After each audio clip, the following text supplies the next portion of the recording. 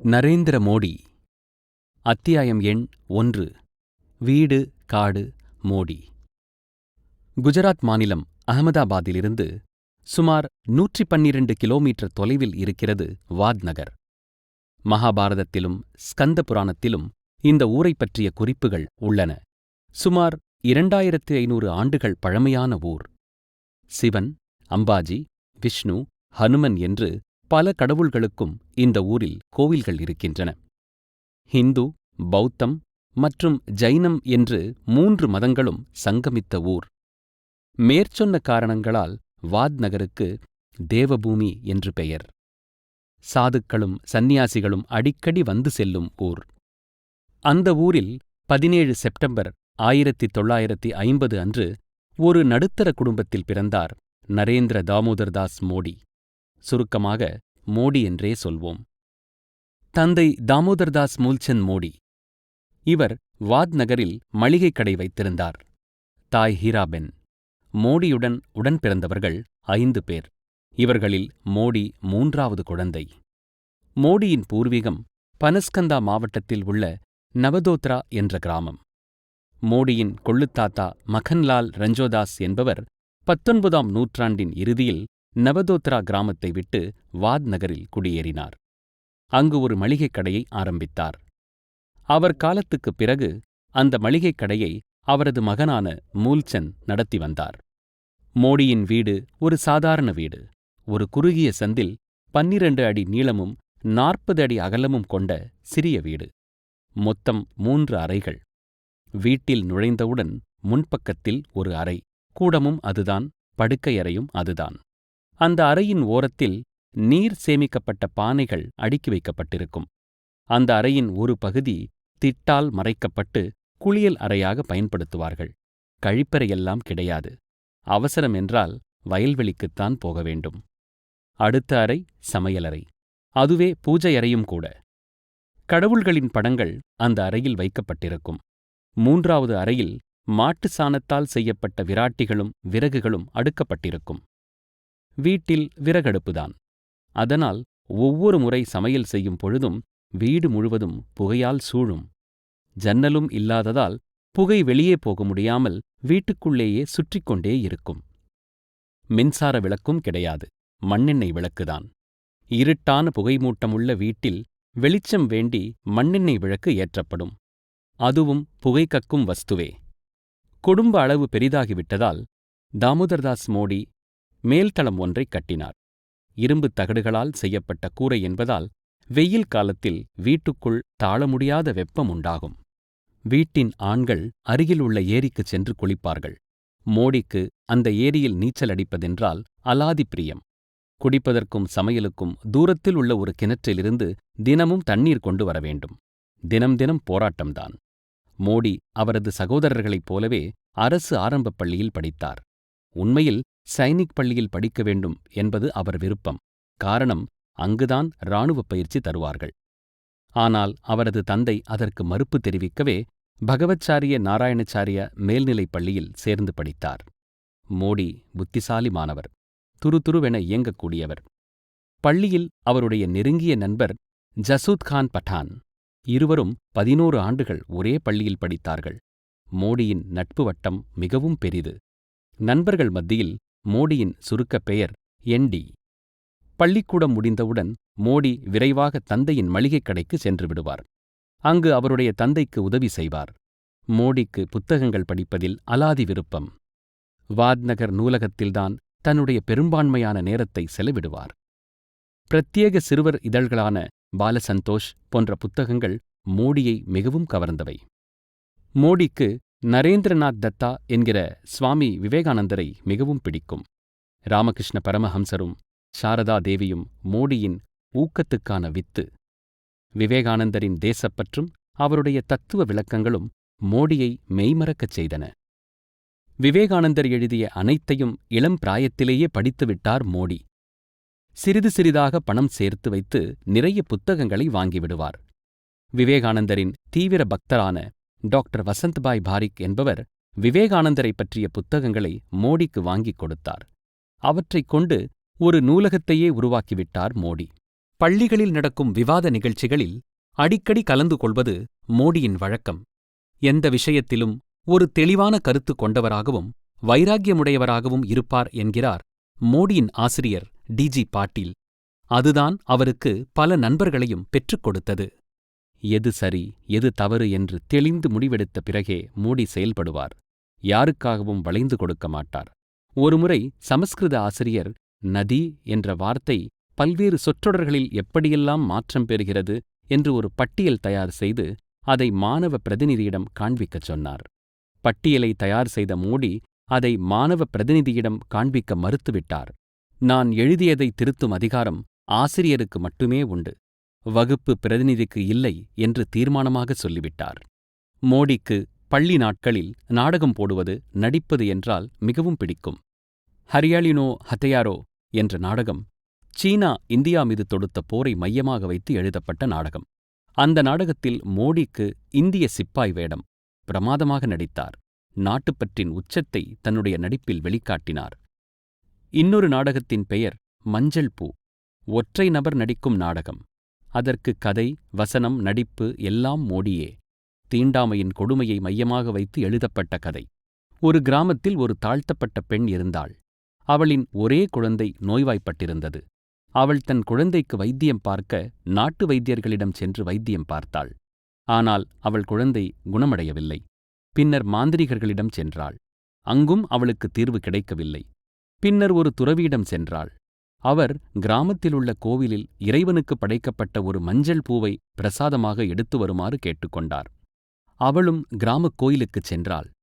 ஆனால் அவள் தாழ்த்தப்பட்டவள் என்பதால் அவளை கோவிலுக்குள் அனுமதிக்க ஊர் மக்கள் மறுத்துவிட்டனர். அவள் எவ்வளவோ கெஞ்சிப் பார்த்தும் அவளை கோவிலின் உள்ளே விட மறுத்தனர். அவள் அவமானப்படுத்தப்பட்டு கோவிலிலிருந்து வெளியே தள்ளப்பட்டாள். வருத்தத்துடன் வீடு திரும்பிய அவளுக்கு ஒரு அதிர்ச்சி காத்திருந்தது. அவளுடைய குழந்தை இறந்து போயிருந்தது. அந்த நாடகத்தின் மூலம் கடவுளின் பிரசாதத்தை பெற்றுக்கொள்ள அனைவருக்கும் உரிமை உண்டு என்பதுதான் மோடி சொன்ன செய்தி. 1965ஆம் ஆண்டு இந்தியா மீது பாகிஸ்தான் போர் தொடுத்தது. அப்போது குஜராத் மாநிலத்தில் உள்ள கட்ச் எல்லையில் போரில் பங்கேற்க வரும் இந்திய இராணுவ வீரர்கள் ரயிலில் செல்லும்போது வாத் நகரை கடந்து செல்ல வேண்டும். அந்த ஊரில் ரயில் நின்றதும் இராணுவ வீரர்களுக்கு ஆர்வமாக டீ கொடுப்பது மோடியின் வழக்கம். மோடிக்கு சிறுவயதிலேயே சாதுரியம் அதிகம். மோடியின் பள்ளித்தோழர் ஹர்ஷ் பட்டேல் சொல்லும் சம்பவம் சுவாரஸ்யமானது. பள்ளியில் ஒருநாள் 4 மாணவர்கள் சேர்ந்து கொண்டு ஒரு அப்பாவி மாணவரை தாக்கினார்கள். தூரத்தில் இருந்து இந்த சண்டையை பார்த்தார் மோடி. 4வருமே பலசாலிகள். அவர்களை எதிர்த்து தன்னால் சண்டையிட முடியாது. சட்டென்று ஒரு காரியம் செய்தார். கையிலிருந்த பேனாவின் மூலம் அந்த 4வரின் சட்டைகளிலும் மையை தெளித்துவிட்டு சென்றுவிட்டார். அதை அந்த 4வரும் கவனிக்கவில்லை. சண்டை நடந்த விஷயம் தலைமை ஆசிரியருக்குச் சென்றது. வகுப்பறைக்கு வந்த அவர் சண்டை போட்ட மாணவர்களை முன்னால் வரச் சொன்னார். ஆனால் ஒருவரும் வரவில்லை. அப்போது மோடி மை தெளித்த விஷயத்தை தலைமை ஆசிரியரிடம் கூறினார்.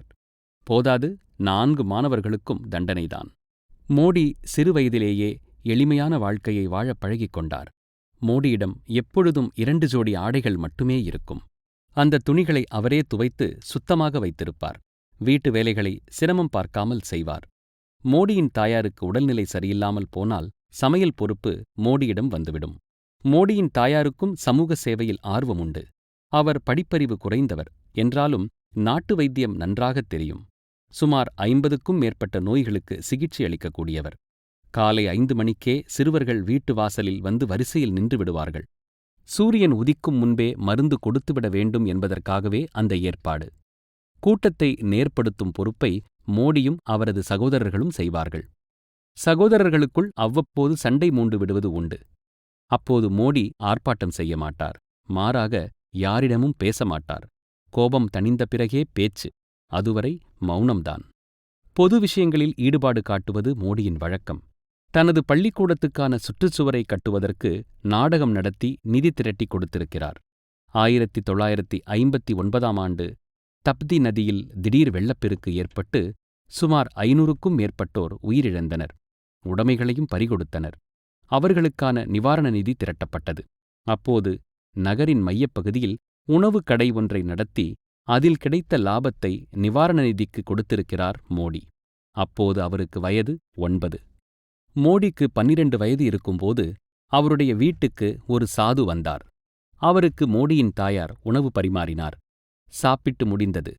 வீட்டில் யாருடைய ஜாதகமாவது இருக்கிறதா என்று கேட்டார். மோடி மற்றும் அவருடைய அண்ணன் சோம் இருவரின் ஜாதகத்தையும் எடுத்து வந்து சாதுவிடம் கொடுத்தார் மோடியின் தாயார். இரண்டையும் பார்வையிட்ட சாது, சோமினுடைய வாழ்க்கை சாதாரணமாக இருக்கும், அவர் சிறைக்கு செல்லும் சந்தர்ப்பமும் ஏற்படும். ஆனால் மோடி அரசியலுக்கு வந்தால் ஒரு சக்கரவர்த்தி போல வலிமையுடன் திகழ்வான். ஒருவேளை அரசியலுக்கு செல்லவில்லை என்றால் பெரிய சந்நியாசியாக ஆகிவிடுவான் என்று சொல்லிச் சென்றார் சாது. அதுபோலவே மோடியும் சாதுக்களுடனேயே அதிகம் பழகினார். துறவி போலவே ஏகப்பட்ட கட்டுப்பாடுகள், விரதம். மோடியின் வீட்டுக்கு அருகில் இருந்த கோவிலில் சாது ஒருவர் வந்து தங்கினார். அவருக்கு தேவையான பணிவிடைகளையெல்லாம் மோடியே செய்து கொடுத்தார். எப்போதும் சாது, பணிவிடை, ஆன்மீகம், விரதம் என்று மோடி இருந்தது அவருடைய தாயாருக்கு கவலை ஏற்பட்டது. ஏற்கனவே ஒரு சாது சொன்னது போல மோடி சந்நியாசியாகி சஞ்சாரம் செய்ய புறப்பட்டு விடுவாரோ என்று பயந்தார். ஆனால் அப்படி எதுவும் நடந்துவிடவில்லை. படிப்பில் தீவிர கவனம் செலுத்தினார் மோடி. பள்ளிப்படிப்பை முடித்ததும் விஸ்நகரில் உள்ள ஒரு கல்லூரியில் சேர்ந்தார் மோடி. அப்போது அவருக்கு வயது 17. கல்லூரியில் ஓராண்டு காலம் படித்த மோடி அவருடைய குடும்பத்தார் பயந்தது போலவே ஒரு முடிவை எடுத்தார். இமயமலைக்குப் போகிறேன். குடும்பத்தாருக்கு பலத்த அதிர்ச்சி. வேண்டாம் என்று சொல்லித் தடுத்தனர். பெரியவர்களின் ஆசையுடன் இமயமலை செல்வது உறுதி என்று திட்டவட்டமாக சொன்னார் மோடி. வேறு வழியில்லாமல் சம்மதம் தெரிவித்து பிரிவு உபச்சார விழா ஒன்றையும் நடத்தி அனுப்பி வைத்தனர். கையில் பணமில்லாமல் வீட்டை விட்டு புறப்பட்ட மோடியைப் பற்றி அடுத்த 2 ஆண்டுகளுக்கு எந்த தகவலும் இல்லை. பல இடங்களுக்கு பயணம் செய்தார். ராஜ்கோட்டில் உள்ள ஸ்ரீ ராமகிருஷ்ண மடத்தில் சிறிது நாட்கள் தங்கினார். பின்னர் கல்கத்தா சென்றார். பேலூர் மடத்தில் சிறிது காலம் தங்கினார். அந்த மடத்தில் பட்டப்படிப்பு முடித்திருப்பவர்களை மட்டுமே சேர்த்துக்கொள்ள முடியும் என்ற விதி இருந்ததால் அங்கிருந்து வெளியேறினார் மோடி. அப்போது இமயமலையில் சுவாமி விவேகானந்தர் ஒரு அடர்ந்த காட்டில் சிறிது காலம் தங்கினார் என்றும், அந்த அடர்ந்த காட்டில் விவேகானந்தர் ஒரு யோகியை சந்தித்ததாகவும், அந்த யோகி ஒரு பெரிய மகான் என்றும் ஒரு செய்தி மோடிக்கு சொல்லப்பட்டது. அந்த யோகியைக் காண இமயமலையில் உள்ள அந்த அடர்ந்த காட்டிற்குச் சென்றார் மோடி. மனித நடமாட்டம் இல்லாத அந்த காட்டுக்கு நடுவில் அந்த யோகி தன்னந்தனியாக இருந்தார். சுமார் 90 வயது நிரம்பிய யோகி மெல்லிய தேகத்துடன் காணப்பட்டார். அவருடன் 1 மாத காலம் தங்கி பணிவிடை செய்தார் மோடி. ஆன்மீக சந்தேகங்களை அவரிடம் கேட்டு தெளிவு பெற்றார் மோடி. பிறகு அங்கிருந்து புறப்பட்டு இமயமலை பகுதிகளிலேயே ஓரிரு ஆண்டுகளைக் கழித்தார். பிறகு சொந்த ஊருக்குத் திரும்பினார். திடீரென மோடியை பார்த்ததும் அவருடைய குடும்பத்தாருக்கு இன்ப அதிர்ச்சி. மகனை அழைத்து நலம் விசாரித்து ருசியாக சமைத்துப் போட்டு மகிழ்ந்தனர். ஒரே நாள் மட்டுமே வீட்டிலிருந்தார். மறுநாள் புறப்பட்டு அகமதாபாத்தில் உள்ள தன்னுடைய மாமா வீட்டுக்குச் சென்று விட்டார். மோடியின் மாமா பெயர் பாபுபாய். டீ கடை நடத்திக் கொண்டிருந்தார்.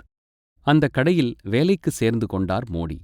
ஓய்வு நேரங்களில் சொற்பொழிவுகள் கேட்பது, பொதுநலப் போராட்டங்களில் கலந்து கொள்வது மோடியின் வழக்கம். முக்கியமாக பசுவதையை தடுக்கும் போராட்டம். 1971ஆம் ஆண்டு கிழக்கு பாகிஸ்தானை, அதாவது தற்போதைய பங்களாதேஷைச் சேர்ந்தவர்கள் பாகிஸ்தானிடமிருந்து பிரிந்து போக விடுதலைப் போராட்டத்தில் ஈடுபட்டனர். அவர்களை ஒடுக்க பாகிஸ்தான் இராணுவம் சகிக்க முடியாத அட்டகாசங்களை செய்தது. அதில் லட்சக்கணக்கான மக்கள் கொடூரமாக கொல்லப்பட்டனர். குறிப்பாக இந்துக்கள் தாக்குதலுக்கு ஆளாகினர். உயிருக்கு அஞ்சிய அவர்கள் இந்தியாவில் அகதிகளாக அடைக்கலம் புகுந்தனர். பாகிஸ்தான் அராஜகத்தைக் கண்டித்து அகமதாபாத்தில் சத்தியாகிரக போராட்டம் நடந்தது. அதில் மோடியும் கலந்து கொண்டார். போராட்டக்காரர்களை காவல்துறையினர் கைது செய்தபோது மோடியும் கைதானார். சில நாட்களில் விடுதலையானார். அந்த சமயத்தில்தான் மோடிக்கு ராஷ்டிரிய ஸ்வயம் சேவக் என்கின்ற RSS இயக்கத்தின் மீது ஈடுபாடு ஏற்பட்டது. அதற்கு முக்கியமான காரணம் வக்கீல் சாஹெப் என்று அழைக்கப்படும் லக்ஷ்மண் ராவ் இனாம்தார் என்பவரே. இவர் மராட்டியத்தைச் சேர்ந்த பிராமணர். காந்தி கொலை வழக்கில் குற்றம் சாட்டப்பட்டவர்களுக்காக நீதிமன்றத்தில் வாதாடியவர். உண்மையில் மோடிக்கு 7 வயது இருக்கும்போதே வக்கீல் சாஹெப்புடன் தொடர்பு ஏற்பட்டுவிட்டது. ஆனால் இடைப்பட்ட காலத்தில் இருவருக்கும் இடையே தொடர்பு விடுபட்டு இப்போது மீண்டும் இணைந்தனர். 1972ஆம் ஆண்டு இருவரும் மீண்டும் சந்தித்தனர். அவர் வழியாக RSSஇல் பிரச்சாரகராக, அதாவது முழுநேர ஊழியராக இணைந்தார் மோடி. பிரச்சாரகர் திருமணம் செய்து கொள்ளக்கூடாது, குடும்பப் பொறுப்பு எதையும் எடுத்துக்கொள்ளக்கூடாது, தன்னுடைய அறிவு, சக்தி, நேரம் அனைத்தையும் சமுதாயத்துக்காக செலவிட வேண்டும். தங்கள் வாழ்நாள் முழுவதையும் மக்களுக்கு சேவை செய்வதையே குறிக்கோளாக வைத்திருக்க வேண்டும். எல்லாவற்றுக்கும் தயாரான மோடி தன்னுடைய மாமா வீட்டிலிருந்து வெளியேறி RSS அலுவலகத்திலேயே தங்கிவிட்டார். அத்தியாயம் 2. RSS அழைக்கிறது. இந்திய கலாச்சாரமும் பண்பாடும் மிகவும் தொன்மையானவை. ஏராளமான படையெடுப்புகளுக்குப் பிறகும் கம்பீரமாக தோற்றமளிக்கும் ஒரு தேசம் இந்தியா. அந்நிய படையெடுப்புகளில் 1000 ஆண்டுகள் அடிமைப்பட்டிருந்த நாடு நீண்டதொரு போராட்டத்துக்குப் பிறகே விடுதலை பெற்றது. அந்த சுதந்திரத்துக்காக நூற்றுக்கணக்கான இளைஞர்கள் ஆங்கிலேயர்களிடம் போராடி தங்களது இன்னுயிரை நீத்தனர்.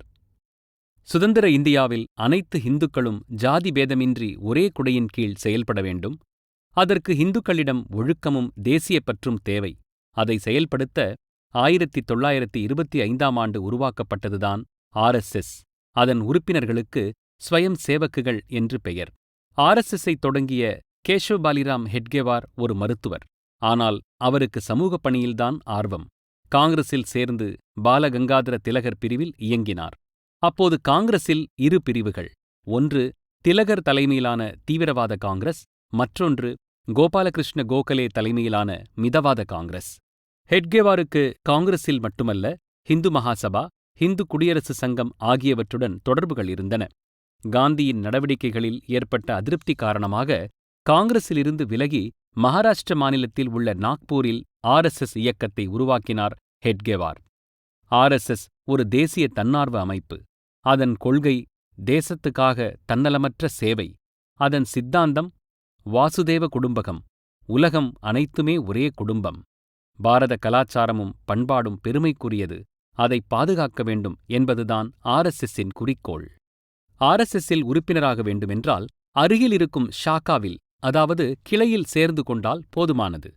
RSS தன்னிடம் எத்தனை உறுப்பினர்கள் இருக்கிறார்கள் என்று கணக்கு வைத்துக் கொள்வதில்லை. 60 லட்சம் என்பது உத்தேசக் கணக்கு. அதன் தலைவர் சர்ஷங் சாலக் என்று அழைக்கப்படுவார். நடப்பு தலைவரே அடுத்த தலைவரை தீர்மானிப்பார். ஷாக்காக்கள் தினமும் பொது இடங்களில் 1 மணி நேரம் நடைபெறும். குழந்தைகள் முதல் பெரியவர்கள் வரை அதில் கலந்து கொள்வார்கள். காக்கி நிற அரைக்கால் சட்டையும் வெள்ளை நிற கைச்சட்டையும் கருப்பு நிற காந்தி குல்லாவும்தான் ஸ்வயம் சேவகர்களின் சீருடை. ஷாக்கா கூட்டப்பட்ட பிறகு காவிக் கொடி ஏற்றப்படும். அதற்கு பகவத்வாஜ் என்று பெயர். இந்த காவிக் கொடி தர்மம், முன்னேற்றம், வெற்றி, அறிவு, தியாகம், வீரம் ஆகியவற்றைக் குறிக்கும். காவிக்கொடியை சுற்றி நின்று கொண்டு ஸ்வயம் சேவகர்கள் கொடி வணக்கம் செய்வார்கள். பின்னர் ஸ்வயம் சேவகர்கள் சூரிய நமஸ்காரம் செய்வார்கள். அதைத் தொடர்ந்து வயதுக்கு ஏற்றவாறு குழுக்களாகப் பிரிந்து உடற்பயிற்சி, யோகா, தற்காப்புக் கலை போன்றவை சொல்லித்தரப்படும். தேசப்பற்றை தூண்டும் பாடல்களை கூட்டாகப் பாடுவார்கள். பாரத தவ புதல்வர்கள், ஞானிகளின் வாழ்க்கை வரலாறுகள், அவர்களது பொன்மொழிகள் போன்றவை உபதேசம் செய்யப்படும். தேசப்பற்று போதிக்கப்படும். சமூகத்தில் எப்படி பொறுப்புள்ள குடிமகனாக இருக்க வேண்டும் என்று சொல்லித் தரப்படும். முதலுதவி செய்வதிலும் சமூக சேவை செய்வதிலும் பயிற்சி வழங்கப்படும். முடிவில் காவிக்கொடி இறக்கப்பட்டு கூட்டம் முடிவடையும். RSSஇன் ஷாக்காவுக்கு காந்தி உட்பட பெரும் தலைவர்கள் வந்திருக்கிறார்கள். 1934இல் வார்தாவில் உள்ள RSS முகாமிற்கு சென்றதைப் பற்றி காந்தியின் பதிவு. நான் RSS முகாமுக்குச் சென்றபோது 2 விஷயங்களைக் கண்டு ஆச்சரியப்பட்டேன். ஒன்று, ஸ்வயம் சேவகர்கள் மிகவும் ஒழுக்கமாக நடந்து கொண்டார்கள். மற்றொன்று, அவர்களிடத்தில் தீண்டாமையை பார்க்க முடியவில்லை. 1939ஆம் ஆண்டு புனேவில் உள்ள RSS முகாமுக்குச் சென்று சொற்பொழிவாற்றிய அம்பேத்கர், நான் இன்றுதான் முதன்முறையாக ஒரு RSS முகாமுக்கு வந்திருக்கிறேன். இங்கு உயர்ந்த ஜாதி, தாழ்ந்த ஜாதி என்ற பாகுபாடில்லாமல் அனைவரும் சமமாக நடத்தப்படுகிறார்கள். ஒரு ஸ்வயம் சேவகர் மற்ற ஸ்வயம் சேவகர் எந்த ஜாதியைச் சேர்ந்தவர் என்பதைப் பற்றி கவலைப்படுவதில்லை. இதை பார்க்கும்போது மகிழ்ச்சியாக இருக்கிறது என்றார். 1977ஆம் ஆண்டு சர்வோதய இயக்கத்தின் தலைவர் ஜெயப்பிரகாஷ் நாராயண் ஷாக்காவுக்கு வந்தபோது, RSS ஒரு புரட்சிகர இயக்கம், இந்தியாவில் வேறெந்த இயக்கமும் அதன் அருகில் கூட வர முடியாது. RSSஆல் மட்டும்தான் சமுதாயத்தை மாற்ற முடியும், ஜாதியத்தை ஒழிக்க முடியும், ஏழைகளின் கண்ணீரை துடைக்க முடியும். நவபாரதத்தை உருவாக்கும் முயற்சியில் இருக்கும் இந்த புரட்சிகர இயக்கத்தின் பால் எனக்கு பெரிய எதிர்பார்ப்பு இருக்கிறது என்றார். மோடி RSSஇல் இணைந்தபோது அதன் தலைவராக இருந்தவர் லக்ஷ்மண் ராவ் இனாம்தார், மோடியின் குரு. சுமார் 30 வருடங்கள் கழித்து இனாம்தாரின் வாழ்க்கை வரலாற்றை ஜோதி புஞ்ச் என்ற தலைப்பில் புத்தகமாக எழுதி 2001ஆம் ஆண்டு அப்போதைய பிரதமர் வாஜ்பாயை கொண்டு வெளியிட்டார் மோடி. குஜராத்தில் RSSஇன் தலைமை அலுவலகம் அகமதாபாத்தில் உள்ள ஹெட்கேவார் பவனில் அமைந்துள்ளது. மோடி ஸ்வயம் சேவகராக சேர்ந்த சமயத்தில் சுமார் 15 ஸ்வயம் சேவகர்கள் அங்கே தங்கியிருந்து தேசப்பணி புரிந்து வந்தனர். அவர்களுக்கெல்லாம் சேவை செய்வதுதான் மோடிக்கு தரப்பட்ட பணி. காலை 5 மணிக்கெல்லாம் எழுந்து விடுவார். மற்ற ஸ்வயம் சேவகர்களை எழுப்புவார். காலை பிரார்த்தனை முடிந்ததும் எல்லோருக்கும் தேநீர் தயாரித்துக் கொடுப்பார். பாத்திரங்களை கழுவுவார். பிறகு ஷாக்காவுக்கு செல்வார். ஷாக்கா முடிந்ததும் எல்லோருக்கும் சிற்றுண்டி தயார் செய்து பரிமாறுவார். பிறகு அலுவலகத்தை சுத்தம் செய்வார், கழிவறை உட்பட. அது முடிந்து தனது துணிகளோடு வக்கீல் சாஹிபின் துணிகளையும் சேர்த்து துவைப்பார். மதிய உணவுக்கு சுழற்சி முறையில் ஒவ்வொரு ஸ்வயம் சேவகர் வீட்டுக்கும் செல்வார் மோடி. மதிய உணவு முடிந்த பிறகு ஹெட்கேவார் பவனுக்கு திரும்பி மறுபடியும் தன்னுடைய அன்றாட பணிகளில் ஈடுபடுவார். மாலை வேளையில் அனைவருக்கும் தேநீர் தயார் செய்ய வேண்டும். இந்த சந்தர்ப்பத்தில்தான் மோடிக்கு பல பெரிய தலைவர்களை சந்திக்கும் வாய்ப்புகள் கிடைத்தன. கன்னியாகுமரியில் உள்ள விவேகானந்தர் பாறையில் பிரசித்தி பெற்ற மண்டபத்தை உருவாக்கும் பணியைச் செய்த ஏக்நாத் ரானடே, பாரதிய மஸ்தூர் சங்கத்தை நிறுவிய தந்தோபந்த் தெங்கடி இருவரும் தங்களுடைய பணிகளுக்கு உதவியாக இருக்குமாறு மோடியை அழைத்தனர். ஆனால் மோடி ஹெட்கேவார் பவனிலேயே தங்கி தன்னுடைய பணியைத் தொடர்ந்தார். ஹெட்கேவார் பவனிலிருந்து மற்ற பிராந்திய அலுவலகங்களுக்கு செல்லும் கடிதப் போக்குவரத்தை பார்க்கும் வேலை மோடிக்கு தரப்பட்டது. மருத்துவ சிகிச்சைக்காக வரும் ஸ்வயம் சேவகர்களின் குடும்பத்தினரை கவனித்துக் கொள்ளும் கூடுதல் பொறுப்பும் மோடிக்கே தரப்பட்டது. மேலும் RSS பணிகளுக்காக பிரயாணம் மேற்கொள்ளும் நிர்வாகிகளுக்கு பயணச்சீட்டுகள் எடுத்துக் கொடுப்பதும் மோடியின் பணியே. அப்போது சம்பந்தப்பட்ட இடங்களில் நட்பை வளர்த்துக் கொண்டு ஆக வேண்டிய காரியங்களை விரைவாகவும் சாமர்த்தியமாகவும் முடித்து விடுவார் மோடி. ஹெட்கேவார் பவனில் பிரபல மனிதர்களை சந்திக்கும் வாய்ப்பு மட்டுமல்ல, பல புத்தகங்களை வாசிக்கும் சந்தர்ப்பமும் மோடிக்கு கிடைத்தது. ஒருநாள் மோடியை அழைத்த வக்கீல் சாஹெப், கடவுள் உனக்கு நிறைய கொடுத்திருக்கிறார், நீ ஏதாவது படியேன், சமஸ்கிருதம் படி அல்லது சரித்திரம் படி என்று கேட்டுக்கொண்டார். அதை ஏற்றுக்கொண்டு டில்லி பல்கலைக்கழகத்தில் தொலைதூர கல்வியில் சேர்ந்தார் மோடி. யாருடைய பண உதவியும் இல்லாமல் மிகுந்த சிரமத்துக்குப் பிறகு வெற்றிகரமாக தன்னுடைய படிப்பை முடித்து டில்லி பல்கலைக்கழகத்தில் பட்டம் வென்றார். அதைத் தொடர்ந்து பின்னாளில் குஜராத் பல்கலைக்கழகத்தில் அரசியல் பாடப்பிரிவில் முதுகலை பட்டம் பெற்றார் மோடி. அத்தியாயம் 3. குஜராத் அரசியல். ஓர் அறிமுகம். 1960ஆம் ஆண்டில்தான் குஜராத் தனி மாநிலமாக உருவானது. சௌராஷ்டிரம், பம்பாய் மாகாணத்தில் குஜராத்தியர்கள் அதிகமாக வாழும் பகுதிகள் மற்றும் கட்ச் என்று தனித்தனியாக இருந்த 3 பகுதிகளை ஒன்று சேர்த்து குஜராத் உருவாக்கப்பட்டது. சுதந்திரத்துக்கு முன்னர் சௌராஷ்டிரம் என்று அழைக்கப்படும் பகுதியில் சிறியதும் பெரியதுமாக சுமார் 222 ராஜ்யங்கள் இருந்தன. இவை அனைத்தும் பிரிட்டிஷ் அரசாங்கத்திடம் அடிபணிந்து ஒப்பந்தம், அதாவது சப்சிடரி அலையன்ஸ் செய்து கொண்டதால் சுதந்திரமாக செயல்பட அனுமதிக்கப்பட்டார்கள். அதாவது இராணுவம், தொலைத்தொடர்பு மற்றும் வெளியுறவுத்துறை ஆகியன ஆங்கிலேயர்கள் வசம் இருக்கும். மற்றபடி ராஜாக்கள் சுதந்திரமானவர்கள். சுதந்திரத்திற்கு முன்பு அகமதாபாத், பரூச், பஞ்ச்மால், கைரா மற்றும் பனஸ்கந்தா மாவட்டங்கள் பம்பாய் மாகாணத்துக்கு உட்பட்டிருந்தன. வடக்கில் கட்ச் பகுதியானது ஏறக்குறைய ஒரு தீபகற்பம்தான். இந்தியாவிலேயே பெரிய மாவட்டம் கட்ச். சுமார் 46,000 சதுர கிலோமீட்டர் பகுதியை உள்ளடக்கிய இடம். ஆனால் மனித வாழ்க்கைக்கு ஏதுவான பகுதியாக கட்ச் இல்லை. கட்சின் பெரும்பகுதி பாலைவனம். கட்சில் உள்ள ரான் பகுதியானது பூமியின் நீர்மட்டத்திலிருந்து 1.5 அடி தாழ்வான பகுதி. கட்சில் உள்ள கிரேட் ரான் என்று அழைக்கப்படும் பகுதி உப்புக்கரிக்கும் மிகப்பெரிய பருவகால ஈரநிலங்களுள் ஒன்று. அதனால் ஆண்டின் பெரும்பகுதி தண்ணீரில் மூழ்கியிருக்கும். அக்டோபர், நவம்பர் மாதங்களில் மொத்தப் பகுதியும் வறண்டு உப்பார்ந்த பாலைவனமாக காட்சி தரும். கட்ச் பகுதியை ஜடேஜா என்றழைக்கப்படும் ராஜபுத்திர வம்சத்தவர்கள் பல நூற்றாண்டுகளாக ஆண்டு வந்தனர். சுதந்திரத்திற்குப் பிறகு உள்துறை அமைச்சராக இருந்த சர்தார் வல்லப்பாய் பட்டேலின் வேண்டுகோளின்படி 1948ஆம் ஆண்டு சௌராஷ்டிர பகுதியில் இருந்த அரசர்களெல்லாம் ஒன்று சேர்ந்து ஒருங்கிணைந்த கத்தியவார் மாகாணம் என்ற ஒன்றை ஏற்படுத்தி அதில் தங்களுடைய ராஜ்யங்களை இணைத்துக் கொண்டனர். ஒருங்கிணைந்த கத்தியவாரின் தலைநகராக செயல்பட்டது ராஜ்கோட். பின்னர் 1956இல் ஒருங்கிணைந்த கத்தியவார் மாகாணம் பம்பாய் மாகாணத்துடன் இணைக்கப்பட்டது.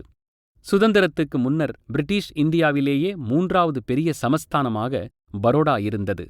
அதன் ஒரு பகுதி சௌராஷ்டிராவிலும் மற்றொரு பகுதி பிரிட்டிஷ் இந்தியாவின் பம்பாய் மாகாணத்துக்கு அருகிலும் இருந்தது. ஆனால் பரோடா சமஸ்தானம் ஒருங்கிணைந்த கத்தியவார் மாகாணத்துடன் சேரவில்லை. மாறாக பட்டேலின் வேண்டுகோளின்படி 1949ஆம் ஆண்டு பரோடா அரசர் தன்னுடைய ராஜ்யத்தை பம்பாய் மாகாணத்துடன் இணைத்துக் கொண்டார். அதுபோலவே கட்சின் மன்னரான ஸ்ரீ மதன் சிங்ஜி பட்டேல் கேட்டுக்கொண்டதால் தன்னுடைய கட்ச் ராஜ்யத்தை 1948இல் பம்பாய் மாகாணத்துடன் சேர்த்தார். குஜராத் பகுதியில் இருந்த ராஜ்யங்கள் மட்டுமல்ல, சுதந்திரத்திற்குப் பிறகு மொத்த இந்தியாவிலும் சிறிதும் பெரிதுமாக இருந்த சுமார் 554 ராஜ்யங்களையும் இந்தியாவுடன் இணைத்தார் பட்டேல். சுதந்திரம் வாங்கிய 3 ஆண்டுகளுக்குள் இந்த இணைப்பை செய்து முடித்தார். பிறகு 1956ஆம் ஆண்டு இந்தியாவில் மொழிவாரியாக மாநிலங்கள் பிரிக்கப்பட்டபோது குஜராத்தி மொழி பேசும் மக்கள் வாழும் பகுதிகளை ஒன்றிணைத்து தனி மாநிலமாக உருவாக்க வேண்டும் என்ற குரல் எழுந்தது. அதை வலியுறுத்தி மகா குஜராத் ஆந்தோலன் என்ற அமைப்பு போராடியது. இந்தியாவில் மற்ற பகுதிகளில் தாங்கள் பேசும் மொழியின் அடிப்படையில் மாநிலங்கள் பிரிக்கப்பட வேண்டும் என்ற போராட்டங்களுக்கு மக்கள் பெரும் ஆதரவு தந்தாலும் குஜராத்தியர்கள் தங்களுக்கு தனி மாநிலம் வேண்டும் என்பதில் அதிக ஆர்வம் காட்டவில்லை. அதற்கு 2 காரணங்கள் இருந்தன. ஒன்று, தனி மாநிலம் உருவெடுத்தாலும் அது பொருளாதார ரீதியில் மிகவும் பிற்படுத்தப்பட்ட பகுதியாக இருக்கும். 2, தாங்கள் பெரும்பாடுபட்டு உருவாக்கிய பம்பாய் நகரம் மகாராஷ்டிராவின் உட்பகுதியில் இருக்கிறது. எனவே குஜராத் என்ற தனி மாநிலம் அமைந்தால் பம்பாய் நகரத்தை இழக்க வேண்டியிருக்கும். அதற்கு குஜராத்தியர்கள் உடன்படவில்லை. ஆனால் விதி வேறு மாதிரி விளையாடியது. மராத்தியர்கள் மராத்திய மொழி பேசும் மக்கள் வாழும் பிராந்தியங்களை மட்டும் உள்ளடக்கி தங்களுக்கென்று ஒரு தனி மாநிலம் ஒன்று வேண்டும் என்ற போராட்டத்தை தொடங்கினர். சம்யுக்த மகாராஷ்டிர ஆந்தோலன் என்ற அமைப்பு போராட்டத்தை முன்னின்று நடத்தியது. அதனைத் தொடர்ந்து 1960இல் பம்பாய் மாகாணத்தை 2ஆகப் பிரித்த மத்திய அரசு மராத்தியர்கள் அதிகமாக இருக்கும் பகுதிகளைக் கொண்டு மகாராஷ்டிரம் என்னும் மாநிலத்தையும் குஜராத்தியர்கள் அதிகமாக இருக்கும் பகுதிகளைக் கொண்டு குஜராத் என்ற மாநிலத்தையும் உருவாக்கியது. குஜராத் பலதரப்பட்ட மக்களைக் கொண்ட மாநிலம். பிராமணர்கள் 4%, அவர்களில் 84 பிரிவுகள் உண்டு. பத்திதார் அல்லது பட்டேல் என்று அழைக்கப்படுபவர்கள் 24%. பத்திதார்கள் இன்றைய பஞ்சாபை பூர்வீகமாக கொண்டவர்கள். இஸ்லாமிய படையெடுப்புகளின் போது தங்கள் நிலங்களை இழந்தனர். சோலங்கி மன்னர் அவர்களுக்கு குஜராத்தில் நிலங்களுக்கான பட்டாக்களை கொடுத்தார். அதன் காரணமாக அவர்களுக்கு பத்திதார்கள் என்று பெயர் வந்தது. அதாவது நிலத்திற்கு சொந்தக்காரர்கள் என்ற அர்த்தம். குஜராத்தில் பட்டேல்களின் ஆதிக்கம் அதிகம். அடுத்ததாக கோலி சமூகத்தைச் சேர்ந்தவர்கள். பிறகுதான் ராஜபுத்திரர்கள், தாழ்த்தப்பட்டவர்கள், பழங்குடியினர் எல்லாம். இந்தியாவிலேயே குஜராத்தில்தான் தாழ்த்தப்பட்ட மற்றும் பழங்குடியினர் அதிக அளவில் இருக்கிறார்கள். பிற்படுத்தப்பட்டவர்களும் இதர பிற்படுத்தப்பட்டவர்களும் கணிசமான அளவில் இருக்கிறார்கள். மேலும் இஸ்லாமியர்கள் 9%, சமணர்கள் 1% மற்றும் சிறிய அளவில் பார்சி வகுப்பைச் சேர்ந்தவர்களும் இருக்கிறார்கள். பிரிட்டிஷார் இருந்தவரையில் குஜராத்தில் காங்கிரஸ் தான் கொடிகட்டி பறந்தது. முதன்முறையாக குஜராத்தில் காங்கிரசுக்கு போட்டியாக தோன்றிய எதிர்க்கட்சி சுதந்திரா கட்சி. பின்னர் பிரஜா சோஷலிஸ்ட் கட்சி தோன்றியது. ஏனோ இந்த 2 கட்சிகளும் நீண்ட நாட்கள் தாக்குப்பிடிக்கவில்லை. அடுத்ததாக களத்தில் இறங்கியது பாரதிய ஜனசங்கம். பாரதிய ஜனசங்கம் RSSஇன் அரசியல் கிளை. அதை தொடங்கியவர் ஷியாமா பிரசாத் முகர்ஜி. நேருவின் முதல் அமைச்சரவையில் தொழில்துறை அமைச்சராக இருந்தவர். இந்திய பிரிவினையின் போது லட்சக்கணக்கான இந்துக்கள் கொல்லப்பட்டனர். பல லட்சம் இந்துக்கள் இந்தியாவுக்கு அகதிகளாக வந்தனர். அதற்கெல்லாம் காரணமாக இருந்த பாகிஸ்தானை கண்டிப்பதை விட்டுவிட்டு அதன் பிரதமரான லியாகத் அலி கானை டெல்லிக்கு வரவழைத்து பேச்சுவார்த்தை நடத்தி ஒப்பந்தம் ஒன்றை போட்டுக்கொண்டார் நேரு. அந்த செயலை கண்டித்து அமைச்சர் பதவியை ராஜினாமா செய்தார் ஷியாமா பிரசாத் முகர்ஜி. உடனடியாக RSS தலைவர் கோல்வால்கரிடம் கலந்தாலோசித்த முகர்ஜி 1951ஆம் ஆண்டு பாரத ஜனசங்கத்தை உருவாக்கினார். சுதந்திரத்திற்குப் பிறகு நடந்த முதல் தேர்தலில் பாரதிய ஜனசங்கம் 3 தொகுதிகளை கைப்பற்றியது. காங்கிரசின் பொருளாதாரக் கொள்கையை எதிர்த்தும் ஹிந்து விரோதப் போக்கை கண்டித்தும் பாரதிய ஜனசங்கம் போராடியது. இந்தியர்கள் அனைவருக்கும் பொது சிவில் சட்டம் கொண்டுவரப்பட வேண்டும் என்றது. காஷ்மீர் மாநிலத்துக்கு வழங்கப்படும் சிறப்பு அந்தஸ்து நீக்கப்பட வேண்டும் என்றது. பாரதிய ஜனசங்கம் பல மாநிலங்களில் வேரூன்றியது. குஜராத்தில் அதற்கு வித்திட்டவர் வசந்த் கஜேந்திர கட்கர். அவரது தலைமையாலும் அயராத உழைப்பினாலும் சேவையாலும் குஜராத்தில் பாரதிய ஜனசங்கம் நன்கு வளர்ந்து வந்தது. அப்போது கட்சியை பலப்படுத்தியவர்கள் கேஷுபாய் பட்டேல், பின்னாளில் முதலமைச்சராக பதவி வகித்தவர், சுரேஷ் மேத்தா, பின்னாளில் முதலமைச்சராக பதவி வகித்தவர். சிமன்பாய் சுக்லா, அரவிந்த் மணியார், ஹரிசிங் கோஹில், மகரந்த் தேசாய் மற்றும் சூரியகாந்த் ஆச்சாரியார் ஆகியோரும் இதில் அடக்கம். இளைஞர்கள் பலரும் பாரதிய ஜனசங்கத்தால் ஈர்க்கப்பட்டனர். குறிப்பாக ஷங்கர் சிங் வகேலா, பின்னாளில் முதலமைச்சராக பதவி வகித்தவர், காஷிராம் ராணா, பின்னாளில் மத்திய மந்திரியாக பதவி வகித்தவர் ஆகியோர். 1972ஆம் ஆண்டு குஜராத் மாநிலத்தை பெரிய பஞ்சம் தாக்கியது. உணவு தானியங்கள், சமையல் எண்ணெய், சர்க்கரை போன்ற அத்தியாவசிய பொருட்களுக்கும் பெரும் தட்டுப்பாடு. பஞ்சம் காரணமாக சுமார் 8 லட்சம் மக்கள் அரசு அமைத்த முகாம்களில் தங்க வைக்கப்பட்டனர். அப்போது குஜராத் முதல்வராக இருந்தவர் கியான்ஷாம் பாய் ஓசா, காங்கிரஸ் கட்சியைச் சேர்ந்தவர். அவரால் சரியாக நிர்வாகம் செய்ய முடியவில்லை. பிரச்சினை கைமீறிப் போய்விட்டது. போதாக்குறைக்கு காங்கிரஸ் கட்சிக்குள் கோஷ்டி மோதல் உருவானது. கியான்ஷாம் பாய் ஓசா மீது காங்கிரஸ் கட்சியினரே ஊழல் குற்றச்சாட்டை வைத்தனர். எனவே கட்சி மேலிடம் கியான்ஷாம் பாய் ஓசாவை நீக்கிவிட்டு சிமன்பாய் பட்டேல் என்பவரை முதலமைச்சராக்கியது. ஆனால் அவர் ஆட்சியில் பிரச்சினைகள் குறைவதற்கு பதிலாக அதிகமாகின. எங்கு பார்த்தாலும் ஊழல், விலைவாசி உயர்வு. நிலைமையை சமாளிக்க அரசு மக்களிடம் வசூலிக்கும் கட்டணங்களையெல்லாம் உயர்த்தியது. விளைவு, நடுத்தர மக்களும் மாணவர்களும் பெரிதும் பாதிக்கப்பட்டனர். கல்லூரி விடுதிகளில் சாப்பாட்டின் விலை 20% உயர்த்தப்பட்டதால் கல்லூரி மாணவர்கள் போராட்டத்தில் ஈடுபட்டனர். அவர்களை கட்டுப்படுத்த காவல்துறை களமிறங்கியது. இதனால் காவல்துறைக்கும் மாணவர்களுக்கும் இடையே போராட்டம் வெடித்தது. பல மாணவர்கள் பாதிக்கப்பட்டார்கள். தகவல் அறிந்து குஜராத்தில் உள்ள ஒட்டுமொத்த கல்லூரி மாணவர்களும் போராட்டத்தில் இறங்கினர். மாணவர்கள் காலவரையற்ற கல்லூரி புறக்கணிப்பில் ஈடுபட்டனர். நடுத்தர குடும்பத்தினர், தொழிற்சாலை ஊழியர்கள், கல்லூரி பேராசிரியர்கள், வழக்கறிஞர்கள் என்று பல்வேறு தரப்பினரும் மாணவர்களுடன் சேர்ந்து கொண்டு ஒரு போராட்ட அமைப்பை உருவாக்கினர். அதன் பெயர் நவநிர்மான் ஆந்தோலன். சிறு தீப்பொறியாக தொடங்கிய போராட்டம் பெரும் நெருப்பாக குஜராத் முழுவதும் பற்றிக்கொண்டு எரிந்தது. குஜராத்தே ஸ்தம்பித்தது. போராட்டக்காரர்கள் சிமன்பாய் பட்டேல் பதவி விலகினால் ஒழிய போராட்டத்தை வாபஸ் வாங்க மாட்டோம் என்று உறுதியாக இருந்தனர். பாரதிய ஜனசங்கமும் போராட்டத்தில் பெரும்பங்கு வகித்தது. அப்பொழுது அதன் தலைவராக இருந்தவர் அத்வானி. போராட்டத்தை முன்னின்று நடத்தியவர் மோடி. மாநிலம் முழுவதும் பந்த் அனுசரிக்கப்பட்டது. குஜராத்தில் உள்ள 33 நகரங்களில் போராட்டக்காரர்களுக்கும் காவல்துறைக்கும் இடையே மோதல்கள் ஏற்பட்டன. அரசாங்கம் 44 நகரங்களில் ஊரடங்கு உத்தரவை அமல்படுத்தியது. 100க்கும் மேற்பட்டோர் கொல்லப்பட்டனர். 3000 பேர் படுகாயமடைந்தனர். 8000 பேர் கைது செய்யப்பட்டனர். நிலைமையை கட்டுக்குள் கொண்டுவர இராணுவம் வரவழைக்கப்பட்டது. இனி சமாளிக்க முடியாது என்ற சூழ்நிலையில் சிமன்பாய் பட்டேலை பதவி விலகச் செய்தார் பிரதமர் இந்திரா காந்தி. குஜராத் ஆளுநர் குஜராத் சட்டசபையை தற்காலிகமாக செயலிழக்கம் செய்தார். 167 உறுப்பினர்கள் கொண்ட சட்டசபையில் காங்கிரசுக்கு 140 உறுப்பினர்கள் இருந்தனர். மாணவர்களின் போராட்டத்துக்கு ஆதரவு தெரிவிக்கும் வகையில் ஸ்தாபன காங்கிரஸில் 15 எம்எல்ஏக்கள், பாரதிய ஜனசங்கத்தைச் சேர்ந்த 3 எம்எல்ஏக்கள், இந்திரா காங்கிரசின் 95 எம்எல்ஏக்கள் ஆகியோர் ராஜினாமா செய்தனர். ஸ்தாபன காங்கிரஸ் தலைவர் மொரார்ஜி தேசாய் சாகும் வரை உண்ணாவிரத போராட்டத்தை தொடங்கினார்.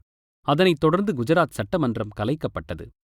நவநிர்மான் ஆந்தோலனைச் சேர்ந்தவர்கள் அடுத்த கட்டமாக குஜராத் சட்டமன்றத்துக்கு தேர்தல் நடத்த கோரி போராடத் தொடங்கினர். ஆனால் பிரதமர் இந்திராவோ தேர்தலை நடத்தாமல் காலம் கடத்திக் கொண்டே வந்தார். இப்போது மொரார்ஜி தேசாய் மறுபடியும் உண்ணாவிரதத்தை தொடங்கினார்.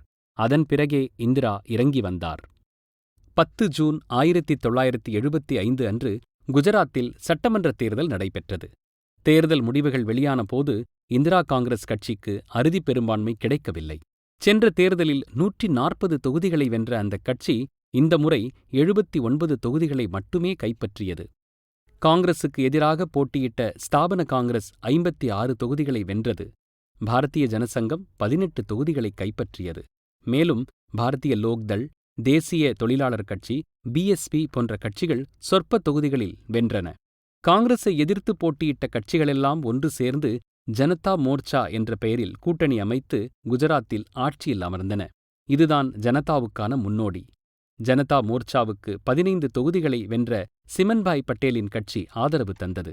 ஆம், முதலமைச்சர் பதவியில் நீக்கப்பட்டதும் தனிக்கட்சி தொடங்கினார் சிமன்பாய் பட்டேல். புதிய முதலமைச்சராக பாபுபாய் ஜே பட்டேல் தேர்ந்தெடுக்கப்பட்டார். பாரதிய ஜனசங்கத்தைச் சேர்ந்த கேஷுபாய் பட்டேல், மகரந்த் தேசாய் மற்றும் ஹேமாபென் ஆச்சாரியா ஆகியோரும் புதிய மந்திரி சபையில் இடம்பெற்றிருந்தனர். குஜராத்தில் புதிய சட்டமன்றம் கூடி 6 நாட்கள் ஆகியிருந்த சமயத்தில் இந்திய ஜனநாயகத்தின் கரும்புள்ளி என்று வர்ணிக்கப்படும் அவசர நிலையை பிரகடனம் செய்தார் இந்திரா காந்தி. பாபுபாய் பட்டேலும் அவருடைய அமைச்சர்களும் ஆட்சி நிர்வாகத்தில் கொஞ்சமும் அனுபவம் இல்லாதவர்கள். பொது இடங்களில் கூட்டம் நடத்துவதோ அல்லது போராட்டம் நடத்துவதோ கூடாது என்று உத்தரவிடப்பட்டது. ஆனால் பாபுபாய் பட்டேல் பொதுக்கூட்டம் நடத்துவதை அனுமதித்தார். குஜராத்தில் பத்திரிகைகள் சுதந்திரமாக செயல்பட்டன. இந்திரா காந்தியையும் அவசர நிலையையும் எதிர்த்துப் போராடியவர்களெல்லாம் குஜராத்தில் சுதந்திரமாக வலம் வந்தனர். மற்ற மாநிலங்களிலிருந்த போராட்டக்காரர்கள் எல்லாம் அடைக்கலம் வேண்டி குஜராத்துக்கு வந்தனர். மத்திய அரசு அவசர நிலைக்கு எதிராக போராடியவர்களின் மீது கடுமையான நடவடிக்கை எடுக்குமாறு பாபுபாய் பட்டேலை வலியுறுத்தியது. ஆனால் அவர் அதற்கு மறுத்துவிட்டார். அதனால் மத்திய அரசின் தீவிர கண்டனத்துக்கு ஆளானார் பாபுபாய் பட்டேல். பாபுபாய் பட்டேலுக்கு இன்னொரு விதத்திலும் பிரச்சனை முளைத்தது. ஷிமன்பாய் பட்டேலின் கட்சியிலிருந்து பல எம்எல்ஏக்கள் காங்கிரஸ் கட்சிக்கு தாவினர். ஆளும் கட்சியைச் சேர்ந்த சில எம்எல்ஏக்களும் இந்திரா காங்கிரஸ் கட்சிக்கு தாவினர். இந்திரா காங்கிரஸ் கட்சிக்கு 89 எம்எல்ஏக்களின் ஆதரவு இருந்தது. அதனால் பாபுபாய் பட்டேல் அரசின் மீது நம்பிக்கையில்லா தீர்மானம் கொண்டு வந்தது இந்திரா அரசு. தீர்மானத்தின் முடிவில் நடந்த வாக்கெடுப்பில் தீர்மானத்துக்கு ஆதரவாக 89 வாக்குகளும் எதிராக 87 வாக்குகளும் கிடைத்தன. அரசு கவிழ்ந்தது. பாபுபாய் பட்டேல் முதலமைச்சர் பதவியை ராஜினாமா செய்தார். ஆனால் இந்திரா காங்கிரஸ் மறுபடியும் ஆட்சி அமைப்பதில் சிக்கல் ஏற்பட்டது. காரணம் கோஷ்டி மோதல். காங்கிரஸ் மேலிடம் அதிகம் அறிமுகம் இல்லாத ஒருவரைத்தான் முதலமைச்சராக நியமிக்க வேண்டும் என்று தீர்மானித்து மாதவ் சிங் சோலங்கியை தேர்வு செய்தது. பாபுபாய் பட்டேல் பதவி விலகி சுமார் 8 மாதங்கள் கழித்து மாதவ் சிங் சோலங்கி தலைமையில் ஆட்சி அமைந்தது. அந்த அரசும் 100 நாட்கள் கூட தாக்குப்பிடிக்க முடியவில்லை. குஜராத்தில் இத்தகைய அரசியல் மாற்றங்களெல்லாம் நடந்து கொண்டிருந்த சமயத்தில் நரேந்திர மோடி RSSல் இருந்து கொண்டு அவசர நிலையை எதிர்த்து போராடியவர்களுக்கு பல உதவிகளை செய்து வந்தார். முக்கியமாக சில இரகசிய நடவடிக்கைகளிலும் இறங்கியிருந்தார். அத்தியாயம் 4. எமர்ஜென்சியில் மோடி. 1971 நடந்த மக்களவைத் தேர்தலில் உத்தரப்பிரதேசத்தின் ரைபரேலி தொகுதியில் போட்டியிட்டார் இந்திரா காந்தி. அவரை எதிர்த்து போட்டியிட்டவர் சம்யுக்த சோஷலிஸ்ட் கட்சியின் ராஜ்நாராயண். அதில் வெற்றி பெற்று பிரதமர் பொறுப்பை ஏற்றார் இந்திரா. ஆனால் இந்திரா காந்தி தேர்தலில் வெற்றி பெற்றது செல்லாது என்று அலகாபாத் உயர்நீதிமன்றத்தில் வழக்கு தாக்கல் செய்தார் ராஜ்நாராயண். தேர்தல் பிரச்சாரத்தின் போது இந்திரா அதிகார துஷ்பிரயோகத்தில் ஈடுபட்டார். அரசு ஊழியர்களை பிரச்சாரத்துக்கு பயன்படுத்தினார். ஆகவே அவரது வெற்றியை ரத்து செய்ய வேண்டும் என்பதுதான் வழக்கின் சாரம். வழக்கை விசாரித்த அலகாபாத் உயர்நீதிமன்ற நீதிபதி 12 ஜூன் 1975 அன்று தீர்ப்பு வெளியிட்டார். அதில் இந்திராவின் வெற்றி செல்லாது என்று தீர்ப்பளித்த நீதிபதி ஜக்மோகன்லால் சின்ஹா இந்திரா காந்தி இனி 6 ஆண்டுகளுக்கு எந்த தேர்தல்களிலும் போட்டியிடக்கூடாது என்ற உத்தரவையும் வெளியிட்டார். தீர்ப்பு வெளியானதும் எதிர்க்கட்சிகளெல்லாம் ஒன்று சேர்ந்து கொண்டு இந்திரா காந்தி பதவி விலக வேண்டும் என்று கோஷம் போட்டன. போராட்டங்கள் நடத்தின. பிரச்சினையிலிருந்து வெளிவர இந்தியாவில் அவசர நிலையை பிரகடனப்படுத்தினார் இந்திரா காந்தி. இந்திய அரசியலமைப்புச் சட்டத்தின் 352வது பிரிவின்படி இந்திய நாட்டின் மீது மற்ற நாடுகள் போர் தொடுத்தாலோ அல்லது உள்நாட்டில் கலவரங்கள் மூண்டாலோதான் அவசர நிலையை பிரகடனப்படுத்த முடியும். 1975ஆம் ஆண்டு இந்தியாவில் அவசர நிலையை பிரகடனப்படுத்துவதற்கான சூழல் நிலவவில்லை. இருப்பினும் இந்திரா காந்தி தன்னுடைய பதவியை தக்கவைத்துக் கொள்வதற்காகவும் நீதிமன்ற தீர்ப்பிலிருந்து தப்பிப்பதற்காகவும் அவசர நிலையை பிரகடனப்படுத்தினார். அவசர நிலை பிரகடனப்படுத்தப்பட்டதனால் இந்திய குடிமக்களுக்கு அரசியலமைப்புச் சட்டம் வழங்கிய அனைத்து அடிப்படை உரிமைகளும் ரத்தாகின. மக்கள் சுதந்திரமாக செயல்பட முடியவில்லை. கூட்டம் கூடி பேச முடியவில்லை. போராட்டம், பந்த் என்று எதுவும் நடத்த அனுமதியில்லை. கருத்து சுதந்திரம் கிடையாது. பத்திரிகைகள் முடக்கப்பட்டன. நாட்டின் பாதுகாப்பு என்ற பெயரில் எதிர்க்கட்சியினர், குறிப்பாக ஜனசங்கத்தைச் சேர்ந்தவர்கள், RSSகாரர்கள், கம்யூனிஸ்டுகள் என்று அனைவரும் கட்சி பேதமின்றி கைது செய்யப்பட்டு சிறையில் அடைக்கப்பட்டார்கள். சித்திரவதை செய்யப்பட்டார்கள். எதிர்க்கட்சிகளை ஒடுக்கவும் அரசியல் எதிரிகளை பழிவாங்கவும் எமர்ஜென்சி பயன்படுத்தப்பட்டது. ஜனநாயகம் முற்றிலும் சீர்குலைந்து போய் காட்டு தர்பார் நடந்து கொண்டிருந்தது. 26/6/1975 தொடங்கி 21/3/1977 வரை அவசர நிலை பிரகடனம் சுமார் 22 மாதங்களுக்கு நீடித்தது. காங்கிரஸ் கட்சியைச் சேராத அரசியல் தலைவர்களும் மக்களும் சொல்லொணா துயரமடைந்தார்கள். அவசர நிலைக்கு எதிராக பெரிய அளவில் கிளர்ச்சியை ஏற்படுத்த போராடியவர்களுள் குறிப்பிடத்தக்கவர் பீகாரைச் சேர்ந்த ஜெயப்பிரகாஷ் நாராயண். குஜராத்தில் அவசர நிலையின் போது RSS அலுவலகம் இந்திரா காந்தியின் அரசாங்கத்தால் பறிமுதல் செய்யப்பட்டது. சுமார் 500க்கும் மேற்பட்ட RSS பிரச்சாரகர்கள் கைது செய்யப்பட்டனர். ஜனசங்கத்தைச் சேர்ந்தவர்களும் அதன் தலைவர்களும் கைது செய்யப்பட்டனர். முன்னாள் முதலமைச்சரான பாபுபாய் பட்டேலும் கைது செய்யப்பட்டார். இந்த சமயத்தில் ஜனசங்கத்தை குஜராத்தில் அறிமுகம் செய்து அதை வளர்த்த வசந்த்பாய் கஜேந்திர கட்கர் திடீரென மரணமடைந்தார். எதிர்க்கட்சிகளும் அதன் அலுவலகங்களும் இந்திரா காந்தி அரசால் முடக்கப்பட்டதால் போராட்டக்காரர்கள் அவசர நிலையை எதிர்த்துப் போராட குஜராத் லோக் சங்கர்ஷ் சமிதி என்ற அமைப்பை உருவாக்கினர். அந்த இயக்கத்துக்கு தலைமை தாங்கியவர் மோடியின் குரு லக்ஷ்மண் ராவ் இனாம்தார். புதிய இயக்கம் அரசின் அவசர நிலையை எதிர்த்து இரகசியமாக செயல்பட முனைந்தது. RSS இயக்கத்தைச் சேர்ந்த பலரும் கைது செய்யப்படக்கூடும் என்பதால் அவர்கள் அனைவரும் காவல்துறையினரிடம் மாட்டிக்கொள்ளாத வகையில் பத்திரமாக மறைத்து வைக்கப்பட்டனர். அவர்களுக்கு புகலிடம் தேடி கண்டுபிடித்து தரவேண்டியது நரேந்திர மோடியின் வேலை. அப்போது மோடியும் தலைமறைவாகவே இயங்கினார். அவர் இருக்கும் இடம் சிலருக்கு மட்டுமே தெரியும். 1975 ஜூலை மாத வாக்கில் மோடிக்கு ஒரு ரகசிய தகவல் வந்தது. அந்த தகவலில் பிரபல வழக்கறிஞரான பிரபுதாஸ் பட்வாரியின் இல்லத்துக்குச் சென்று அங்கு வரவிருக்கும் சோஷலிஸ்ட் கட்சியின் ஒரு முக்கிய பிரமுகரை இரகசிய இடத்துக்கு பாதுகாப்பாக அழைத்துச் செல்ல வேண்டும் என்று குறிப்பிட்டிருந்தது. அதன்படியே வழக்கறிஞர் பிரபுதாஸ் இல்லத்துக்குச் சென்றார் மோடி. சிறிது நேரத்துக்கெல்லாம் கட்டம் போட்ட லுங்கியுடனும் கசங்கிய குர்தாவுடனும் தலையில் பச்சை கலர் துணியும் அணிந்தபடி அழுக்கான தோற்றத்துடன் முஸ்லிம் ஃபக்கீர் ஒருவர் வக்கீல் பிரபுதாஸ் இல்லத்தில் நுழைந்தார். அவர் சோஷலிஸ்ட் கட்சியின் முக்கிய தலைவர்களுள் ஒருவரான ஜார்ஜ் பெர்னாண்டஸ். இந்திரா காந்தி அரசு CBIயை வைத்து ஜார்ஜ் பெர்னாண்டஸின் மீதும் மற்றவர்கள் மீதும் ஒரு பொய் வழக்கு போட்டு அவர்களை கைது செய்ய தேடி வந்தது. அந்த வழக்கின் பெயர் பரோடா டைனமைட் வழக்கு. அவசர நிலையை எதிர்த்து அரசுக்கு எதிராக அரசு அலுவலகங்கள், ரயில் இருப்புப் பாதைகள் ஆகியவற்றை தகர்க்க சதித்திட்டம் தீட்டியதுதான் பரோடா டைனமைட் வழக்கில் பதியப்பட்ட குற்றச்சாட்டு. இப்போது மோடியின் உதவியுடன் பாதுகாப்பான இடத்தில் தங்க வைக்கப்பட்டார் பெர்னாண்டஸ். குறைந்த நேரத்தில் இரகசிய கூட்டங்கள் கூட்டுவது, செய்திகளை சேகரிப்பது, செய்தி மடல்களை தயாரிப்பது, அதை அச்சடிப்பது, பின்னர் அதை மக்களிடம் கொண்டு செல்வது என பல காரியங்களை காவல்துறைக்கு தெரியாமல் மிகவும் சாமர்த்தியமாக செய்து கொண்டிருந்தார் மோடி.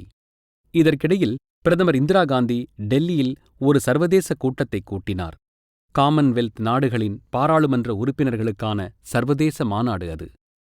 இந்தியாவில் பாராளுமன்றத்தை சிதைத்துவிட்டு ஜனநாயகத்தை தொலைத்துவிட்டு சர்வதேச அளவில் பாராளுமன்ற உறுப்பினர்களின் கூட்டத்தை கூட்டுவது கேளிக்கைக்குண்டான செயல் என்று கண்டித்த எதிர்க்கட்சியினர் வெளிநாட்டு பிரதிநிதிகளுக்கு நாட்டின் உண்மையான நிலவரத்தை தெரியப்படுத்த வேண்டும் என்று தீர்மானித்தனர். அவசர நிலை காலத்தில் இந்திரா காந்தி அரசு செய்த கொடுமைகள் சிறிய புத்தகமாக தொகுக்கப்பட்டு அச்சடிக்கப்பட்டது. அந்த புத்தகத்தின் பெயர் Indian press gagged facts versus Indira's lies. கெடுபிடி அதிகமாக இருக்கும் தருவாயில் அச்சடிக்கப்பட்ட புத்தகங்களை டில்லி வந்துள்ள வெளிநாட்டு பிரதிநிதிகளுக்கு எப்படி கொடுப்பது என்று திகைத்தனர் போராட்டக் குழுவினர். அந்த காரியம் மோடியிடம் தரப்பட்டது. அதன்படி புத்தகங்களின் 100 பிரதிகளை டில்லிக்கு ரயில் மூலம் இரகசியமாக எடுத்துச் சென்று வெளிநாட்டு பிரதிநிதிகளுக்கு கிடைக்கும்படி செய்தார். 1975ஆம் ஆண்டு அக்டோபர் மாத இறுதியில் அவசர நிலையை எதிர்த்துப் போராடியவர்கள் வரவிருக்கும் நவம்பர் மாதம் 14ஆம் தேதி நேருவின் பிறந்த நாளன்று வட மாநிலங்களில் ஒரு சத்தியாகிரக போராட்டத்துக்கு ஏற்பாடு செய்ய தீர்மானித்தனர். விஷயம் அரசுக்கு தெரியவந்தால் தடை போட்டுவிடுவார்கள் என்பதால் போராட்டத் தேதி எதுவும் பகிரங்கமாக அறிவிக்கப்படவில்லை. போராட்ட நாள் நெருங்கியதும் சங்கேத முறையில் திருமண நாள் நவம்பர் 14 என்று சம்பந்தப்பட்டவர்களுக்கு செய்தி அனுப்பப்பட்டது. போராட்டத்துக்கு லட்சக்கணக்கான ஹிந்தி துண்டு பிரசுரங்கள் தேவைப்பட்டன. அதை யாருக்கும் சந்தேகம் வராத வகையில் அச்சடித்து ராஜஸ்தான், மத்திய பிரதேசம், மகாராஷ்டிர மாநில ஸ்வயம் சேவகர்களின் துணையோடு விநியோகித்தார் மோடி. மேற்சொன்ன காரியங்களை செயல்படுத்துவதற்காக மோடி பல வேஷங்கள் பூண்டார். சில சமயம் காவி உடை உடுத்திய சந்நியாசி போல சுற்றி வருவார். தாடி வளர்த்து முண்டாசு கட்டி சர்தார்ஜி போல வலம் வருவார். ஒருமுறை சிறையில் இருந்த ஷங்கர் சிங் வகேலாவையும் விஷ்ணு பாண்டியாவையும் மாறுவேடம் போட்டுக்கொண்டு சிறைக்குச் சென்று சந்தித்து வந்தார் மோடி. அவசர நிலை காலத்தில் மோடிக்கு சவாலாக இருந்த விவகாரம் சிறையில் அடைப்பட்டு கிடந்த போராட்டக்காரர்களின் குடும்பங்களின் அன்றாட வாழ்க்கைக்குத் தேவையான பணத்தை சேகரிப்பதுதான். பணக்காரர்கள், வசதி மிக்கவர்கள் அரசாங்கத்தின் கெடுபிடிகளுக்கு பயந்து பணம் தர முன்வரவில்லை. சாதாரண மக்களும் எளியவர்களும் தான் உதவிக்கு வந்தனர். அவர்களிடமிருந்து வசூலிக்கப்பட்ட பணத்தை சம்பந்தப்பட்ட குடும்பத்தினரிடம் கொண்டு சேர்த்தார் மோடி. அவசர நிலையை எதிர்க்கும் வகையிலும் ஜனநாயகத்தின் முக்கியத்துவத்தை உணர்த்தும் விதத்திலும் முக்தவாணி என்ற சிறிய நாளேடு பிரசுரிக்கப்பட்டு மக்களிடம் விநியோகிக்கப்பட்டது. அவசர நிலையை எதிர்த்து மாவட்டங்கள் தோறும் இரகசிய கூட்டங்கள் கூட்டப்பட்டன. அவற்றில் சுமார் 20-50 நபர்கள் கலந்து கொண்டனர். கூட்டத்தில் கலந்து கொண்ட ஒவ்வொரு போராட்டக்காரர்களுக்கும் 10 குடும்பங்கள் உதவி செய்ய வேண்டிய நிலை ஏற்பட்டது. அந்த குடும்பங்களை கண்டுபிடித்து அவர்களுடைய உதவியை பெறுவதற்காக மோடி குஜராத் முழுவதும் பயணம் மேற்கொண்டார். மேலும் அவசர நிலை காலத்தின் போது வெளிநாடுகளில் இருந்தபடியே இந்திரா காந்தியை எதிர்த்துப் போராடிய இந்தியர்களுக்கும் இந்தியாவில் போராடிக் கொண்டிருந்த இந்தியர்களுக்கும் இடையேயான பாலமாக மோடி இருந்தார். அமெரிக்காவிலும் பிரிட்டனிலும் அச்சடிக்கப்பட்ட சத்தியவாணி என்ற செய்தி மடல்களை அகமதாபாத், பரோடா மற்றும் குஜராத்தில் உள்ள ஏனைய சிறைச்சாலைகளில் அடைக்கப்பட்டிருந்த போராட்டக்காரர்களுக்கு சென்று சேர்த்தார். அவசரநிலை காலத்தில் குஜராத் சந்தித்த இன்னல்களை நரேந்திர மோடி ஒரு புத்தகமாகவே எழுதியிருந்தார். அதன் பெயர் சங்கர்ஷ்மா குஜராத். 18 ஜனவரி 1977 மத்திய அரசு அறிவிப்பு ஒன்றை வெளியிட்டது. இந்தியாவின் 6வது பாராளுமன்றத்துக்கு தேர்தல் நடத்தப்படும். தேர்தலை முன்னிட்டு அரசியல் கைதிகள் எல்லாம் சிறைச்சாலைகளிலிருந்து விடுதலை செய்யப்பட்டனர். பத்திரிகைகளின் மீது விதிக்கப்பட்டிருந்த தடை நீக்கப்பட்டது. காங்கிரஸை வீழ்த்த வேண்டுமென்றால் இந்த தேர்தல் ஒன்றுதான் வழி என்று முடிவெடுத்த எதிர்க்கட்சிகள் அனைத்தும் ஒன்று சேர்ந்து ஜனதா கட்சி என்ற பெயரில் தேர்தலில் போட்டியிட்டன.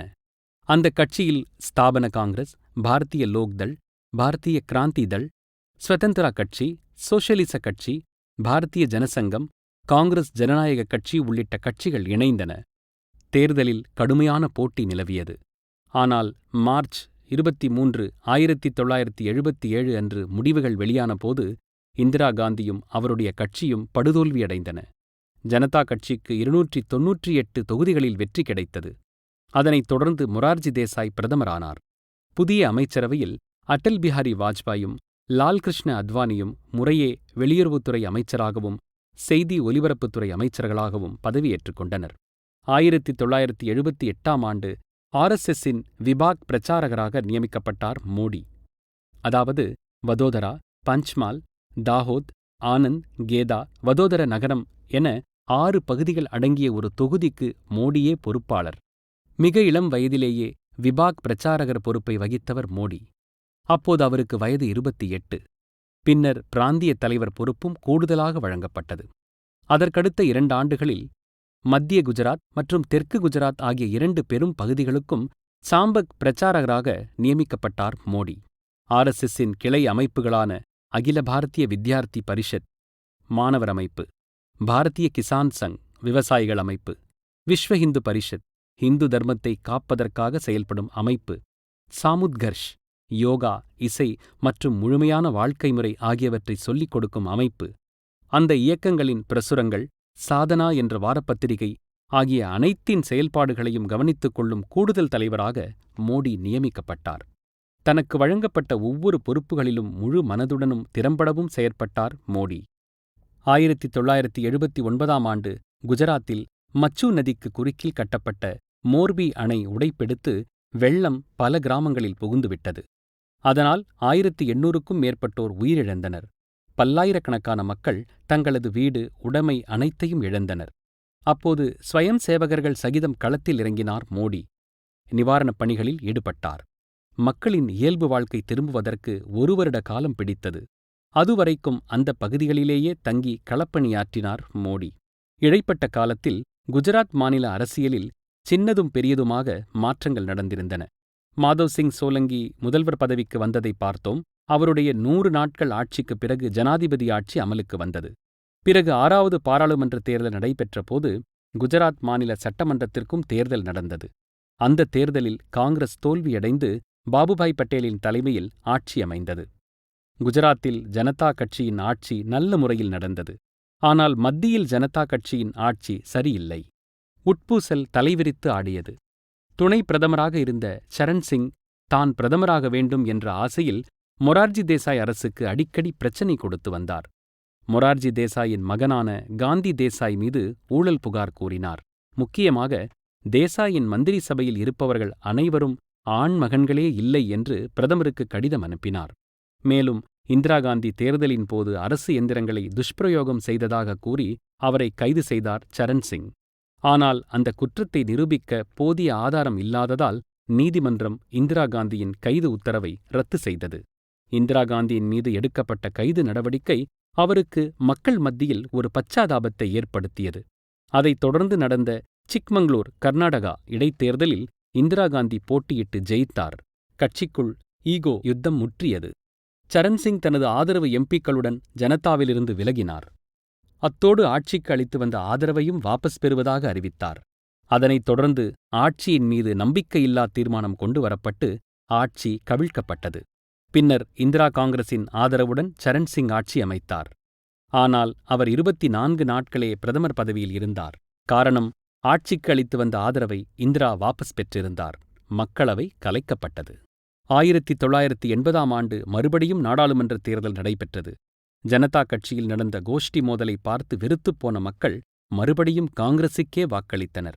காங்கிரஸ் கட்சி 353 தொகுதிகளை வென்றது. ஜனதா கட்சியோ வெறும் 31 தொகுதிகளை மட்டுமே வென்றது. இந்திரா காந்தி மறுபடியும் பிரதமரானார். அவர் பிரதமரானவுடன் செய்த முதல் வேலை காங்கிரஸ் அல்லாத கட்சிகள் ஆட்சி செய்த மாநிலங்களின் சட்டசபைகளை கலைத்ததுதான். குஜராத்தில் 3 ஆண்டுகளாக ஆட்சி செய்து கொண்டிருந்த பாபுபாய் பட்டேலின் அரசு கலைக்கப்பட்டது. தமிழ்நாடு உட்பட சுமார் 9 மாநிலங்களின் சட்டசபைகள் கலைக்கப்பட்டன. இதையடுத்து சம்பந்தப்பட்ட மாநிலங்களில் தேர்தல்கள் நடைபெற்றன. மத்தியில் நடந்தது போலவே குஜராத்திலும் மக்கள் காங்கிரசுக்கே வாக்களித்தனர். 182 உறுப்பினர்களைக் கொண்ட குஜராத் சட்டசபைக்கு காங்கிரஸ் கட்சியைச் சேர்ந்த 142 உறுப்பினர்கள் மக்களால் தேர்வு செய்யப்பட்டனர். மாதவ் சிங் சோலங்கியே மறுபடியும் குஜராத் மாநிலத்தின் முதல்வரானார். காங்கிரஸ் குஜராத் தேர்தலில் வெற்றி பெற KHAM காம் என்ற உத்தியை கையாண்டது. அது என்ன காம்? ஷத்ரியா எனப்படும் சத்திரியர்கள், ஹரிஜன்ஸ் எனப்படும் ஹரிஜனங்கள், ஆதிவாசிஸ் எனப்படும் ஆதிவாசிகள் மற்றும் முஸ்லிம்ஸ் எனப்படும் முஸ்லிம்கள் என்ற ஆங்கிலச் சொற்களின் முதல் எழுத்துக்களை ஒன்று சேர்த்து உருவாக்கப்பட்ட ஒரு வார்த்தைதான் KHAM காம். மேற்சொன்ன சமூகத்தைச் சேர்ந்த மக்கள் குஜராத்தில் சுமார் 60% இருக்கிறார்கள். இவர்களுடைய ஓட்டுகள் நமக்கு கிடைத்தாலே போதும், ஆட்சியை பிடித்துவிடலாம் என்று கணக்கு போட்டு செயல்பட்டது காங்கிரஸ். இந்த காம் உத்திக்கு பிள்ளையார் சுழி போட்டது ஜீனாபாய் தர்ஜி. ஜீனாபாய் தர்ஜியின் குலத்தொழில் துணி தைப்பது. மகாத்மா காந்தியின் கொள்கைகளால் கவரப்பட்டு அவர் காங்கிரஸில் இணைந்தார். சுதந்திர போராட்டத்திலும் கலந்து கொண்டார். பிறகு கட்சியில் படிப்படியாக உயர்ந்தார். 1969ஆம் ஆண்டு காங்கிரஸ் பிளவுபட்டபோது இந்திரா காங்கிரஸில் நீடித்தார். 1972ஆம் ஆண்டு குஜராத் மாநில இந்திரா காங்கிரஸ் தலைவராக பொறுப்பேற்றுக் கொண்டார். ஷத்திரியர்கள், ஹரிஜனங்கள், ஆதிவாசிகள் மற்றும் முஸ்லிம்களை ஒன்று சேர்க்க வேண்டும் என்ற நோக்கில் காம் என்ற அரசியல் கொள்கைக்கு வித்திட்டார். அவசர நிலை அமலில் இருந்தபோது பாபுபாய் பட்டேலின் ஆட்சி கலைக்கப்பட்டதல்லவா? அப்போது ஜீனாபாய் தர்ஜியை முதலமைச்சராகும்படி கேட்டுக்கொண்டார் இந்திரா. ஆனால் தனக்கு முதலமைச்சர் பதவி வேண்டாம், அந்த பதவியை ஷத்திரியரான மாதவ் சிங் சோலங்கிக்கு கொடுங்கள் என்று சொன்னவர் இந்த ஜீனாபாய் தர்ஜி. அத்தியாயம்